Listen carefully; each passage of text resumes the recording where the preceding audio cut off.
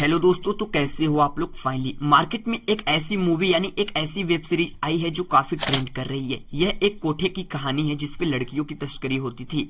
हीरा मंडी, इसका नाम है हीरा मंडी। हीरा मंडी द डायमंड बाजार। गाइस, आज हम इस मूवी का रिव्यू करेंगे। तो हाँ, अगर आप लोग इस वेब सीरीज को देखना चाहते हो तो सबसे पहले इसका रिव्यू देख लो। करीब एक घंटे के 4 और करीब पौने पौने घंटे के 4 और एपिसोड यानी कुल 8 एपिसोड की web series Heera Mandi the diamond bazaar. निर्माता निर्देशक संजय लीला भांसली का वह ख्वाब जो उन्होंने 14 साल पहले मोइन वेग से इसका विचार पहली बार सुनने के बाद से ही बुनना शुरू किया, जो अब जाकर पूरा हुआ। कोई 4 साल पहले इसकी मेकिंग पर काम चल रहा है।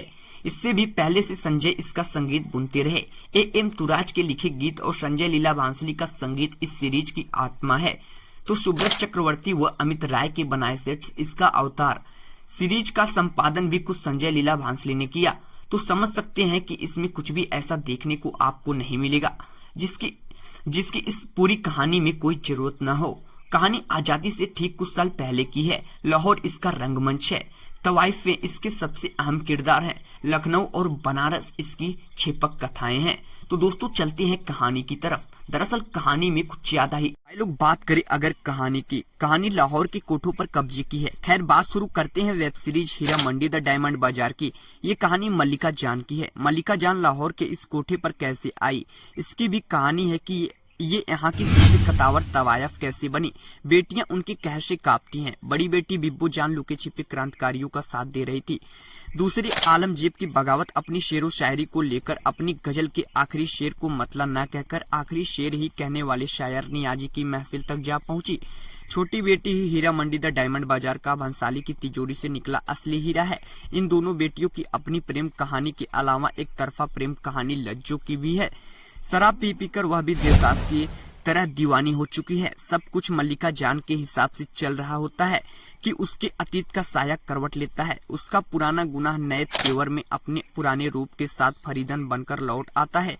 कोठों पर कब्जे की जंग में आजादी की जंग का तड़का है। नवाबों के सुरूर को फेंटता तवाइफों का गुरूर है, जो कि एक ऐसी पटकथा है जो एक बार इसे देखना शुरू करने के बाद आखिरी तक आपको रुकने नहीं देने देती है। गाइस, कहानी कुछ खतरनाक है। आपको नहीं समझ में आया तो वीडियो को दोबारा देख लेना, समझ में आ जाएगा। वेब सीरीज बहुत ही इंटरेस्टिंग है सच में। कहानियों के भीतर भी कहानियां। हाँ, आपको इसमें एक डिस्टर्ब करने वाला सीन है। कहानियों के भीतर भी कहानियां। हाँ, बतौर निर्देशक और निर्माता संजय लीला भांसली ने हिंदी सिनेमा को हम दिल दे चुके सनम, ब्लैक, देवदास, गुजारिश, गोलियों की रामलीला, रासलीला, बाजीराव मस्तानी और पद्मावत जैसे नगीने दिए हैं। उनकी फिल्मों में कहानियों का रस कैमरे से होकर पर्दों पर टपकता है। उनकी कहानी पिछली फिल्म गंगूबाई कठियावड़ी की कहानी मुंबई के वैश्या बाजार की कहानी थी। इस बार यही कहानी लाहौर पहुंचती है। बस यहाँ की तवाइफे हर किसी की हम बिस्तर नहीं होती। वह किसी नवाब या किसी अंग्रेज अफसर को अपना साहब बनाने के फेर में रहती है। मुजरों में लुटाई गई दौलत मल्लिका जान पर निछावर करती है, और अगर ऐसा नहीं किया तो कपड़े उतार कर उनकी जमा तलाशी भी होती है। शक ऐसे है कि दायरे में बार बार घूमकर पहुंचती रहती है। कहानी हीरा मंडी की तवाइफों के बीच चलने वाली साजिशों नवाबों के घरों तक पहुंचती। इन मोहब्बत की कहानियों और अंग्रेज अफसरों की मोहरा बनकर इस्तेमाल करने की इनकी तरकीबों के बीच सबका जासूस एक जैसा एक किरदार यहाँ उस्ताद दजी का भी है। तो दोस्तों, वीडियो कैसा लगा कमेंट बॉक्स में जरूर बताएं।